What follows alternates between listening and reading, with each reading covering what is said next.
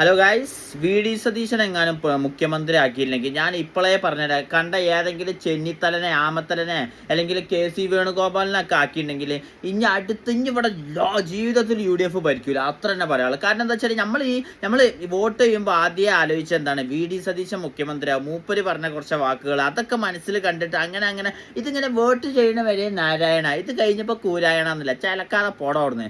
ആ K C വേണുഗോപാലൊക്കെ കേന്ദ്രത്തിൽ പിടിയുള്ള ആൾക്കാർ, ഓലൊക്കെ അങ്ങോട്ടങ്ങോട്ടേ തത്തിക്ക് എന്തിനാണ് അലപ്പ കാട്ടണത്, എനിക്ക് മിക്ക എന്താണെന്ന് പറഞ്ഞാണ്ട് ചെന്നിത്തലനെ ഏതായാലും ആക്കണ്ട. ഓക്കൊക്കെ എന്ത് കഴിവാണ്, എന്തെങ്കിലും കഴിവുണ്ടോ നമുക്ക്, എന്തെങ്കിലും നമുക്ക് ഇങ്ങനെ മുഖ്യമന്ത്രിയായി ഇരുന്നാൽ മതിയല്ലോ. എടാ വി ഡി സതീശനെ മതി എന്ന് പറഞ്ഞാൽ മതി. കാരണം എന്താ വെച്ചാൽ മൂപ്പരാകുമ്പോൾ മൂപ്പര വർത്താനത്തിനോ കുറച്ച് ബുദ്ധി വിവരമൊക്കെ ഉള്ള മാതിരി തോന്നും. ഇവർക്ക് എന്ത് ഒലക്കേടുള്ളത്, നിങ്ങൾക്കൊക്കെ എന്ത് യോഗ്യത ഉള്ള മുഖ്യമന്ത്രി ആവാൻ, വെറുതെ ആണ് മുഖ്യമന്ത്രി ആയാണ് എന്തെങ്കിലുമൊക്കെ വിളിച്ചറിയാന്ന് വിചാരിച്ച ഞങ്ങൾ. എന്നാ പിന്നെ അങ്ങനെ ചരിത്രത്തിൽ എഴുതല്ലോ 2026 മുഖ്യമന്ത്രി ചെന്നിത്തല എന്ന് പറഞ്ഞാണ്ട് ദേശം ഒരേറ്റം തന്നിട്ടുണ്ടല്ലോ. എന്തായാലും വി ഡി സതീശനായാൽ മതി, ഇല്ലെങ്കിൽ എഴുതി വെച്ചോളി, ഇനി ഇവിടെ UDF ഭരിക്കൂല.